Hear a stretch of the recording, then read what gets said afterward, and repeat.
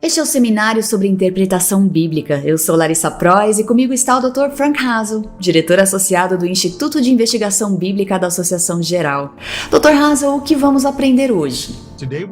Hoje aprenderemos algo muito interessante sobre as profecias bíblicas, especialmente sobre as apocalípticas, aquelas profecias do livro de Daniel e Apocalipse que nos trazem cenários do tempo do fim e tudo o que isso implica.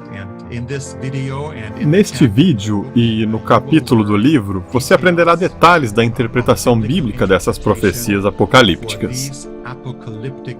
Elas deveriam ser interpretadas como qualquer outra profecia na Bíblia ou há diferenças?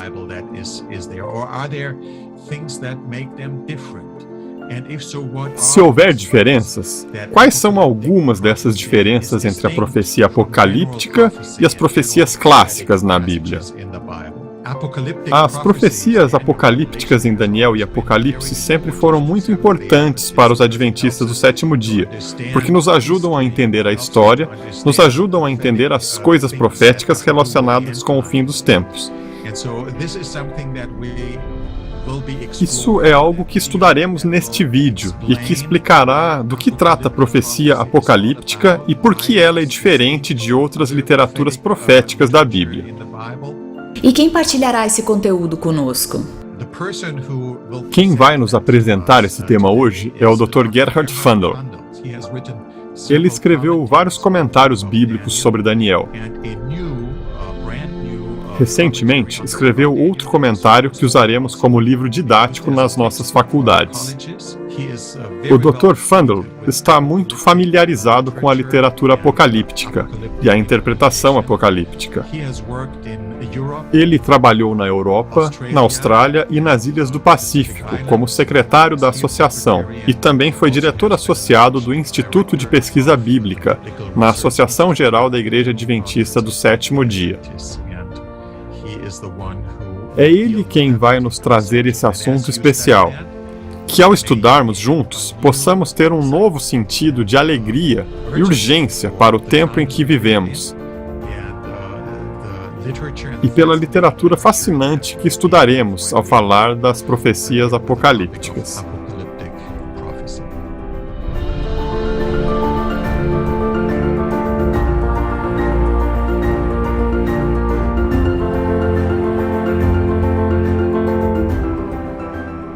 Unindo-se a nós está o Dr. Gerhard Fundel para discutir alguns princípios fundamentais para entender a profecia bíblica. Dr. Fundel, por que existem tantas interpretações diferentes de Daniel e Apocalipse? Os livros de Daniel e Apocalipse contêm muitos símbolos diferentes e os estudiosos diferem amplamente na interpretação deles. Muitas escolas de interpretação foram criadas ao longo dos séculos para entender e interpretar os livros de Daniel e Apocalipse. Atualmente existem muitas, mas eu vou me concentrar nas 4 principais que são utilizadas hoje. A primeira é a escola histórica de interpretação, ou historicismo.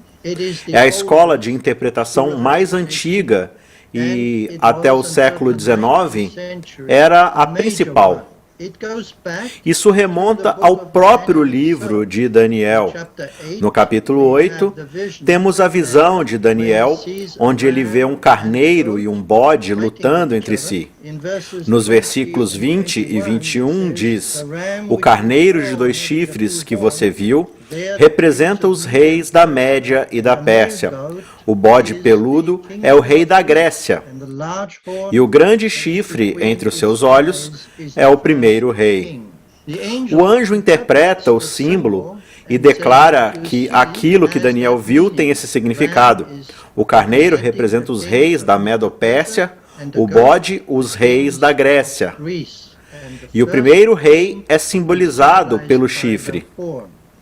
Então esse chifre foi quebrado e 4 outros surgiram, os reinos após Alexandre, ou os reinos helenísticos, como os conhecemos.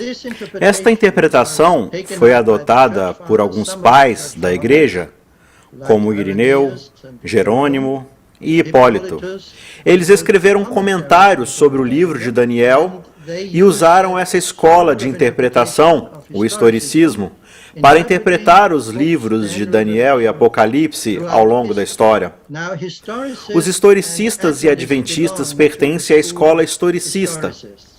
Eles acreditam que os livros de Daniel e Apocalipse foram inspirados divinamente, que o livro de Daniel foi escrito por Daniel no 6º século a.C. e que as principais profecias do seu livro abarcam a época entre o Império Babilônico e a Segunda Vinda. Ou em capítulos posteriores, como o capítulo 8, entre a Medo-Pérsia e a Segunda Vinda. Portanto, o livro de Apocalipse foi escrito por João. Começa na época de João, no 1º século, e vai até o final e além do milênio, até o novo céu e a nova terra. O anticristo em ambos os livros é simbolizado em Daniel pelo chifre pequeno e em Apocalipse, capítulo 13, verso 3, pela primeira besta. Ambos simbolizam o papado. Hoje, os adventistas e algumas igrejas menores são os únicos historicistas remanescentes. Todas as outras igrejas aceitaram uma interpretação preterista. Vou falar sobre isso em breve. Ou uma interpretação futurista. A interpretação histórica de que as profecias se cumpriram ao longo da história tem sido abandonada desde o início do século XIX. A segunda escola de interpretação é a escola preterista de interpretação histórica. A palavra preterista vem do latim praete, que significa algo que está no passado. A origem da escola preterista remonta à Contra-Reforma do século XVI. Sabemos que os reformadores identificaram o papado com o anticristo. Martinho Lutero, Zwinglio, Calvino e outros declararam abertamente que, para eles, o anticristo era o Papa.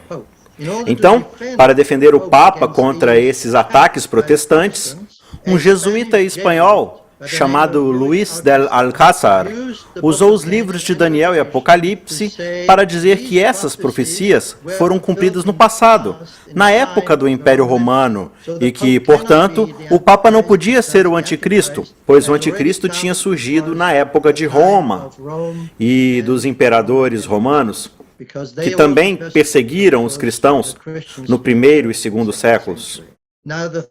A terceira escola de interpretação é a escola histórica crítica, ou preterista contemporânea, originada no 3º século depois de Cristo por um filósofo chamado Porfírio. Ele ensinou que o livro de Daniel foi escrito por um judeu desconhecido no 2º século a.C., na época de Antíoco IV Epifânio. Então as profecias de Daniel, segundo ele acreditava e ensinava, foram escritas depois que os eventos de fato aconteceram. Em outras palavras, ele estava apenas escrevendo a história envolta no manto da profecia. Portanto, todas essas profecias tinham sido cumpridas, ou seja, já aconteceram. Essa visão foi retomada na época do Iluminismo e do Racionalismo, nos séculos 17 e 18. Os preteristas contemporâneos veem o livro de Daniel como um reflexo do que aconteceu na época de Antíoco IV Epifânio, no 2º século a.C. Eles relacionam tudo com Antíoco e o que aconteceu em sua vida. E, ao final do capítulo 11, eles veem sua morte, porque foi então que ele foi destruído. Antíoco IV Epifânio governou entre 175 a.C. e 164 a.C. Ele tentou ampliar seu império ao invadir o Egito, mas os romanos o impediram. Assim, ao retornar do Egito, após essa humilhação causada pelos romanos, ele decidiu perseguir os judeus e profanou o templo ao sacrificar um porco no altar do templo judaico. O livro de Apocalipse, segundo a visão histórico-crítica, refere-se aos acontecimentos no Império Romano.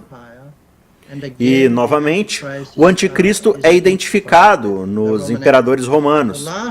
A última das 4 escolas de interpretação é a escola futurista dispensacionalista. Sua origem também remonta à Contra-Reforma, época em que, como vimos, os reformadores atacaram o Papa, afirmando que ele era o anticristo.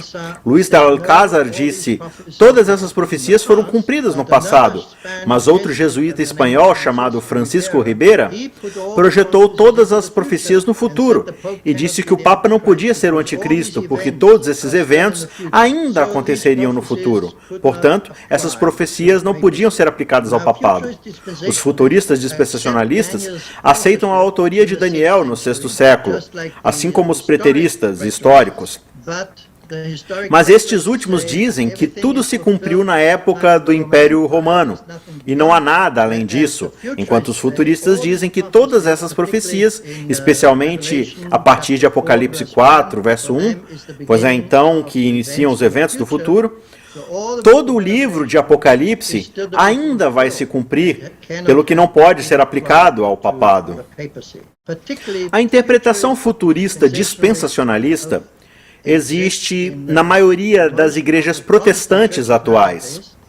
Há uma pequena diferença entre os dois com relação às 70 semanas e como elas foram cumpridas, mas a maioria aceita que a última semana das 70 semanas, em Daniel 9:24, onde o anjo diz que 70 semanas estão decretadas para o seu povo, o povo judeu, eles afirmam que as 69 semanas terminam com a vida e morte de Jesus, mas que a 70ª semana é separada e colocada no futuro. E a 70ª semana, para eles, é o período de 7 anos antes da vinda de Jesus. Portanto, no início destes últimos 7 anos, acontecerá o arrebatamento. O arrebatamento significa que todos os crentes, todos os cristãos vivos à época, serão levados para o céu e só ficarão os 144 mil de Apocalipse 7 e que são judeus, pois o versículo fala de todas as tribos de Israel, que são deixados na terra com todas as outras pessoas que ainda vivem aqui e não aceitaram a Cristo. Portanto, não fizeram parte do arrebatamento.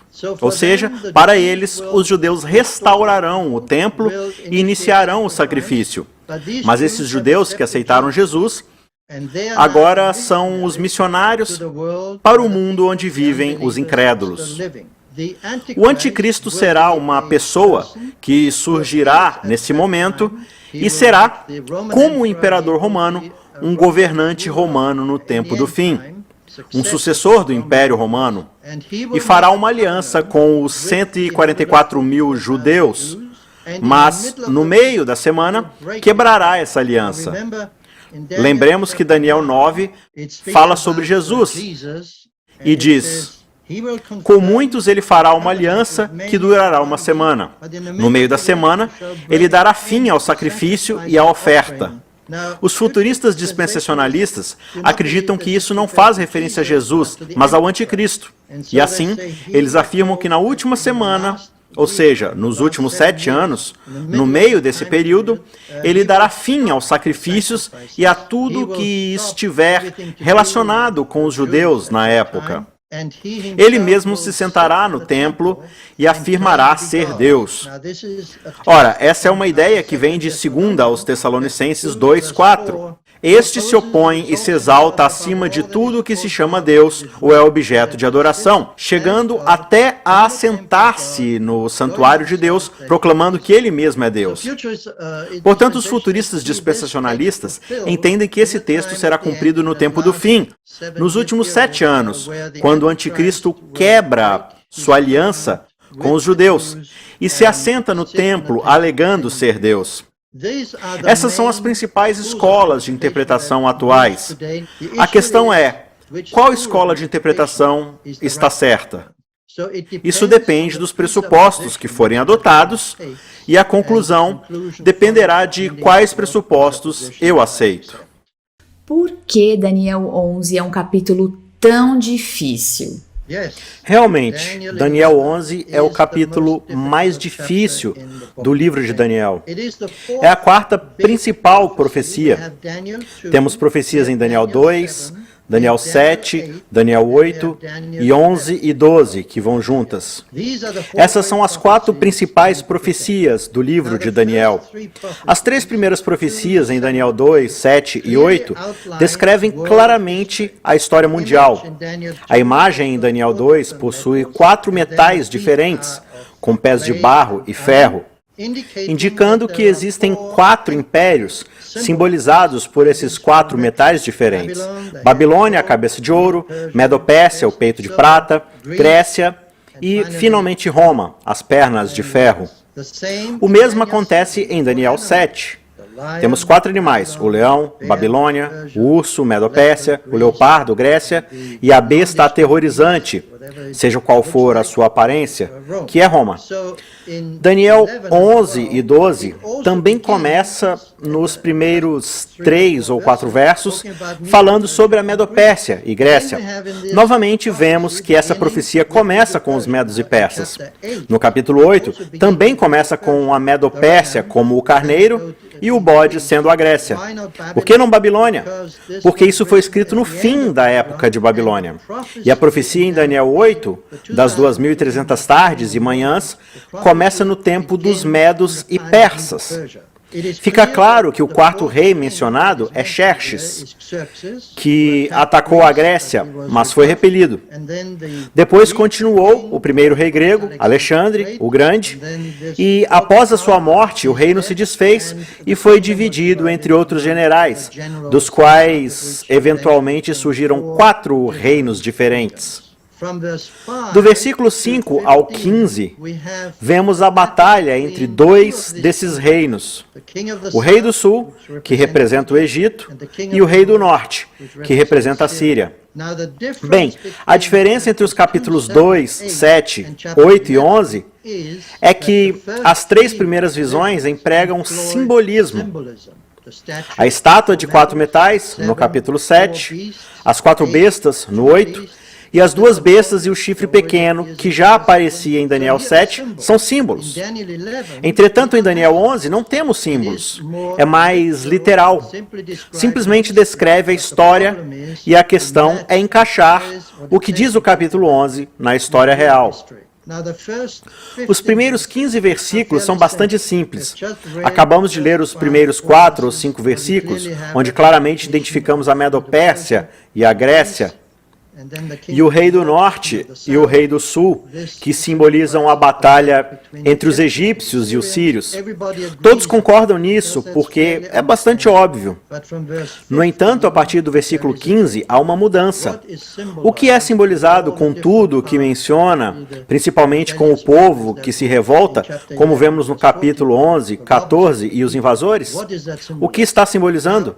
Bem, estudiosos da escola histórica crítica e a maioria dos futuristas afirma que continua com a história da Síria, que simplesmente vai até Antíoco IV Epifânio, que é o ator principal desse capítulo, e sua história vai até o fim do versículo 45 do capítulo 11. Mas os adventistas do sétimo dia não concordam com isso, pela simples razão de que o capítulo 11 é paralelo ao capítulo 2, 7 e 8. E nos capítulos 2, 7 e 8, temos a Medo-Pérsia, Grécia e Roma. E nesse capítulo, eles finalizam com a Grécia, com o reino helenístico. Não existe Roma. E os adventistas acreditam que Roma também deve aparecer neste capítulo. A questão é como encaixar o papado nisso. Como o chifre pequeno em Daniel 7 e 8 também desempenha um papel importante. Então, como se explica isso? Existem várias opiniões. Meia dúzia de estudiosos, cada um com um ponto de vista diferente. Mas a questão principal é onde entra Roma? Para alguns, é no versículo 14, para outros, no versículo 16, 21, 30 ou no versículo 31. Não há um consenso entre os estudiosos adventistas no que diz respeito a esse capítulo. Portanto, eu não acredito que isso possa ser resolvido facilmente e prefiro me concentrar no que está claro no texto e no que podemos explicar ao comparar Escritura com Escritura. Eu acredito que há 5 pontos diferentes que estão claros neste capítulo. E, claro, o primeiro ponto começa no início do capítulo, como mencionamos, com o império da Medo-Pérsia e os reis da Grécia. Esses são claramente descritos nos primeiros capítulos e depois a batalha entre o norte e o sul. O segundo evento, claramente identificável, é a morte de Jesus. A morte de Jesus aparece em Daniel 11:22. Então, um exército avassalador será arrasado diante dele. Tanto o exército como um príncipe da aliança serão destruídos. A menção do príncipe da aliança que foi destruído claramente identifica Jesus, porque a expressão utilizada para príncipe é a palavra hebraica Nagid. E a palavra Nagid só aparece em mais um texto no livro de Daniel, no capítulo 9, 25 e 26, onde diz: saiba e entenda que a partir da promulgação do decreto que manda restaurar e reconstruir Jerusalém, até que o ungido, o príncipe, o líder Nagid, venha, haverá 7 semanas e 62 semanas.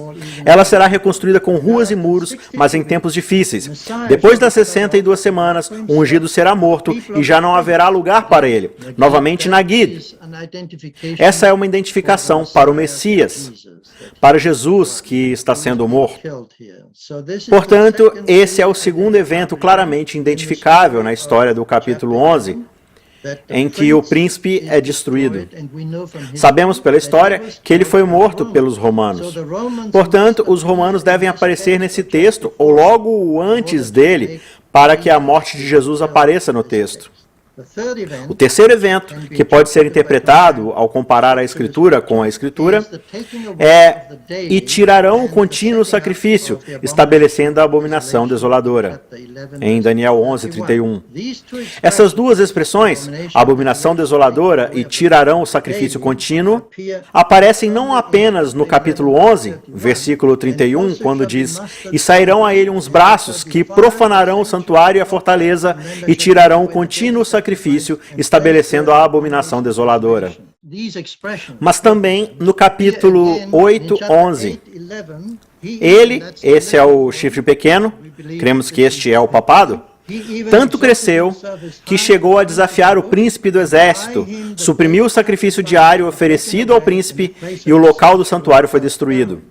Portanto, aqui vemos novamente a expressão suprimir o sacrifício diário, que se refere ao ministério de Jesus Cristo no céu, o ministério de intercessão, que foi substituído pelo papado por meio do sacerdócio aqui na terra. As pessoas não precisam orar a Jesus porque vão ao sacerdote e oram a Maria, mas o sacerdote não pode perdoar seus pecados. Nós sabemos que apenas Deus pode perdoar pecados, e é por isso que o ministério de Jesus no céu é tão importante para nós, porque é Ele quem perdoa nossos pecados. Mas isso foi removido da mente das pessoas, da igreja terrestre, especialmente na igreja católica romana, porque ela acredita que ao se confessar ao sacerdote, os pecados das pessoas são perdoados. E o sacrilégio terrível faz referência aos falsos ensinos da igreja. Portanto, esse é o terceiro evento, ou terceiro ponto, cujo significado podemos explicar claramente. A quarta expressão, que fornece um marcador cronológico na história, é a expressão no tempo do fim, no versículo 40. Essa frase é encontrada 5 vezes no livro de Daniel. Aparece em Daniel 8, 17 e novamente no capítulo 11, 35 e 40. E em Daniel 12, verso 4. É interessante que esse período, o tempo do fim, termina com a ressurreição, em Daniel 12, 2. Portanto, esse tempo do fim é o período que precede a ressurreição. E o quinto e último ponto, facilmente compreendido, é a própria ressurreição. Sabemos pelo Novo Testamento que a ressurreição é um evento relacionado com a segunda vinda. Portanto, este é o quinto ponto. O texto em Daniel 12, 2 diz que multidões que dormem no pó da terra acordarão, uns para a vida eterna, outros para a vergonha para o desprezo eterno. Portanto, esses 5 pontos fornecem o esboço básico, a estrutura do capítulo 11. Todos os outros eventos descritos devem se encaixar nessa estrutura, desde os reis persas até a ressurreição. Isso nem sempre é fácil. Os vários pontos de vista dos estudiosos nem sempre estão de acordo, mas é algo que precisa ser estudado. E nós, como igreja, ainda estamos estudando. Mesmo assim, esses 5 pontos não mudarão. Eles permanecerão. Apenas a interpretação poderá mudar. As profecias apocalípticas utilizam muitos números. Todas elas devem ser interpretadas com o princípio dia-ano. O princípio de ano tem sido uma ferramenta muito importante para interpretar os tempos nas profecias, tanto no livro de Daniel como no de Apocalipse. Sem o princípio de ano, temos apenas alguns dias ou anos, mas a comparação na linha do tempo que vemos nesses livros, desde a Medopérsia até a segunda vinda, 3 dias e meio ou até mesmo 42 meses, tem pouco significado e é um período curto. Como as profecias contêm muitos símbolos, as profecias de tempo, ou seja, os elementos de tempo, também devem ser simbólicos. É por isso que acreditamos que o princípio de ano é evidente na própria Bíblia. Como os reinos simbolizados pelos animais ou pelos metais da estátua duraram centenas de anos, os símbolos de tempo das profecias também devem durar longos períodos. É interessante encontrarmos expressões como um tempo, 2 tempos e metade de um tempo e percebermos 42 meses, 70 semanas e 1260 dias, mas o único elemento temporal não mencionado é o ano. Portanto, acreditamos que todos esses elementos de tempo simbolizam anos. Assim, podemos concluir que 1260 dias são 1260 anos, 42 meses também são 1260 anos e 2300 tardes e manhãs são 2.300 anos. Então, o elemento tempo, com a ajuda do princípio de ano, deixa claro que essas profecias se estendem por longos períodos. Existem exemplos disso no Antigo Testamento. Em Números 14, 34, vemos a Deus falando aos israelitas depois que eles se recusaram a entrar em Canaã e diz: cada ano corresponderá a cada um dos 40 dias em que vocês observaram a terra. Esse era o tempo em que os espias observaram a terra. Durante 40 anos vocês sofrerão a consequência dos seus pecados e experimentarão a minha rejeição. Portanto, aqui Deus explica que um dia é um ano. Da mesma forma, em Ezequiel capítulo 4, verso 6, Deus diz ao profeta: terminado esse prazo, deite-se sobre o seu lado direito e carregue a iniquidade da nação de Judá durante 40 dias, tempo que eu determinei para você, um dia para cada ano. Ou seja, aqui temos 2 exemplos do princípio de ano. Mas devemos lembrar que os livros de Números e Ezequiel não são profecias apocalípticas, mas profecias clássicas. Então, Deus explicou que um ano corresponderá a um dia. Na profecia apocalíptica do livro de Daniel e Apocalipse, isso não é explicado, mas é um princípio subjacente. Entende-se que faz referência a anos. A pergunta é: isso se aplica sempre? A resposta é: não. Em Daniel 4, 23, vemos o julgamento de Deus sobre Nabucodonosor, que diz: e viverá com os animais selvagens até que se passem 7 tempos.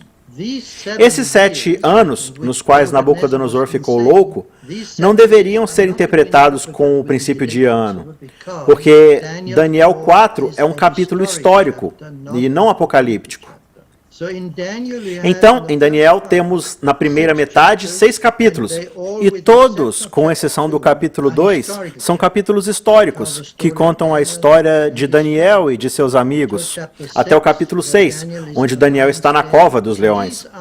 Esses são capítulos históricos, com exceção do capítulo 2, onde vemos a estátua, que é parte de uma visão dada a Nabucodonosor, que é um capítulo apocalíptico.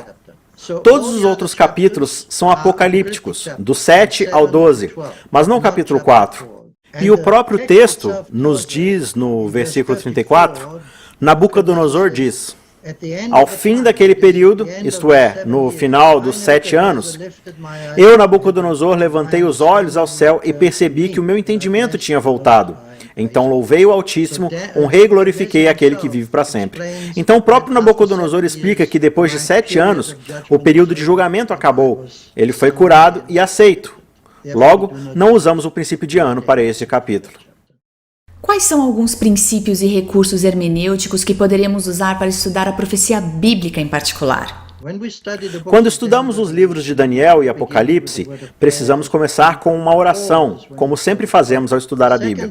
Em segundo lugar, precisamos usar o princípio da Escritura interpreta a Escritura. Em outras palavras, comparamos as Escrituras. Temos feito isso até mesmo para estudar Daniel e Apocalipse, ao comparar o que Apocalipse diz e ver o que Daniel diz, pois muitas vezes estes se complementam. Em terceiro lugar, precisamos prestar atenção à estrutura literária desses livros. Os capítulos proféticos de Daniel 2, 7, 8 e 11 e 12 tratam sobre o mesmo assunto. Portanto, existe um princípio de recapitulação. O capítulo 2 fornece a estrutura básica. Existem 4 reinos e o quinto é o reino de Deus, a pedra. Daniel 7 também apresenta 4 reinos e finaliza com a segunda vinda. Mas no meio também nos apresenta o chifre pequeno, que tem um papel importante na história da salvação. No capítulo 8, temos o carneiro e o bode, e novamente o chifre pequeno. Portanto, esses são elementos importantes. Recapitulação. Em Daniel 11, quando começamos novamente com a Medo-Pérsia e a Grécia, e, como mencionamos, temos a Roma e o papado, que é o chifre pequeno, e termina com a ressurreição. No livro de Apocalipse, também temos esse princípio de recapitulação. Vemos em Apocalipse as 7 igrejas, os 7 selos e as 7 trombetas, todas elas lidando com o mesmo período, mas dessa vez é desde o 1º século até a segunda vinda. Portanto, esse é um princípio importante com o qual podemos comparar esses capítulos, porque todos eles falam sobre o mesmo período. Em Daniel, começando com os reinos antigos e finalizando com a segunda vinda, e em Apocalipse, começando com o 1º século e finalizando com a segunda vinda. Precisamos também estudar o significado dos símbolos. Nós fizemos isso, por exemplo, em Daniel 8, quando procuramos a interpretação na passagem ou no capítulo do próprio livro, e ali encontramos a interpretação do anjo que disse que o carneiro é a Medo-Pérsia e o bode a Grécia. Depois precisamos estudar o uso de símbolos em outras partes das Escrituras. Por exemplo, em Daniel 2, vemos o reino simbolizado pela pedra. A pedra é a segunda vinda, o reino de Deus, mas a pedra também é usada em outras passagens. Por exemplo, em Mateus, no capítulo 21, a pedra simboliza Jesus. Ele é a pedra angular e também é a pedra sobre a qual devemos cair para sermos quebrados. Então Jesus é a pedra em Mateus e também é a pedra em Daniel 2. É por isso que precisamos procurar outras passagens onde esses símbolos apareçam. Depois, precisamos analisar o contexto. Só poderemos utilizá-los se a interpretação se ajustar aos eventos históricos. Também precisamos entender as alusões e modelos do Antigo Testamento que aparecem no livro de Apocalipse. Algumas das profecias do Antigo Testamento foram cumpridas na história de Israel, mas se tornaram modelos de eventos do tempo do fim. Por exemplo, a salvação dos judeus de Babilônia, o retorno à pátria. Eles foram salvos pelo rei Ciro, que decretou que eles podiam voltar para casa. Isso se tornou um modelo do que acontecerá no tempo do fim. No livro de Apocalipse, temos paralelos. No Antigo Testamento, vemos literalmente Israel em Babilônia e sua libertação. E em Apocalipse 13, vemos um Israel espiritual, cativo em uma Babilônia espiritual, cativo do papado. Temos um Eufrates literal no Antigo Testamento, que era o rio que corria por Babilônia, e um Eufrates espiritual em Apocalipse, onde a água representa as pessoas. E o Eufrates, no Novo Testamento, em Apocalipse 16, representa o povo que apoia a Babilônia espiritual. Temos também no Antigo Testamento o ungido, que é Ciro, que liberta Israel. E em Apocalipse temos Jesus, que liberta a um Israel espiritual, da Babilônia espiritual. Portanto, há paralelos que precisamos levar em consideração ao interpretar. Então, é claro, precisamos estudar o uso dos números. Fazemos isso em Daniel 4, onde mencionamos que há um número literal, 7 anos. Mas em outros capítulos os números são simbólicos. Também precisamos lembrar que nos livros de Daniel e Apocalipse o centro é Jesus. Jesus aparece no livro de Daniel repetidamente. Para mencionar alguns, Jesus é a pedra no capítulo 2, ele é o homem no forno de fogo no capítulo 3, é o filho do homem no capítulo 7, é o príncipe do exército no capítulo 8, é o Messias e o príncipe no capítulo 9, e é Miguel, um dos príncipes, ou o arcanjo Miguel, na última visão, nos capítulos 10 ao 12. Em Apocalipse, há uma dúzia ou mais símbolos que apontam para Jesus. Ele é o filho do homem, aquele que tem as 7 estrelas em sua mão, o primeiro e o último, aquele que tem a espada afiada de 2 gumes, é o Filho de Deus cujos olhos são como chama de fogo, aquele que tem os 7 Espíritos de Deus e as 7 estrelas, o santo e verdadeiro, o Amém, o Cordeiro, o Filho do homem, o Cordeiro no Monte Sião, Senhor de senhores, Cavaleiro do cavalo branco. Ele é Jesus, a raiz e o descendente de Davi, em Apocalipse 22. Ou seja, há muitos lugares nos livros de Daniel e Apocalipse onde Jesus aparece. Por isso não devemos nos esquecer de que ele é o centro de todas as profecias. O último ponto que quero mencionar é que ao interpretar a profecia apocalíptica, não devemos interpretá-la com um jornal ao lado. Os eventos no mundo têm um significado, mas nem sempre é o que as pessoas atribuem a eles. Portanto, precisamos ter cuidado para não interpretar as coisas só porque vemos algo acontecendo no mundo e pensamos, este deve ser o cumprimento deste ou daquele texto. Os adventistas são propensos a fazer isso. Lembro-me de que na Primeira Guerra Mundial, falamos sobre a República Tcheca, acreditamos que aquele era o início do Armagedon. E depois da Segunda Guerra Mundial, pensamos, sim, agora Jesus vai voltar, tudo foi destruído. Mas depois tivemos a Guerra do Golfo e depois o 11 de setembro. Eventos que as pessoas pensaram ser o início do tempo de angústia. Todos esses eventos são importantes, mas não são necessariamente o cumprimento de profecias. Ao longo da pandemia que temos agora, repetidamente me perguntaram, qual é o cumprimento? O que está sendo cumprido? Nada. É um dos eventos no tempo do fim, quando diz que as pessoas ficaram assustadas e ansiosas com o que está acontecendo. É isso que estamos experimentando, mas não há nenhum símbolo específico ligado à Bíblia. Então, ao interpretar profecias, devemos ter princípios de interpretação e devemos ter cuidado para não nos precipitar e começar a ver coisas que não são realmente relevantes nos textos bíblicos. Muito obrigada, Dr. Fundle, e muito obrigada a você por estar conosco. Até a próxima vez.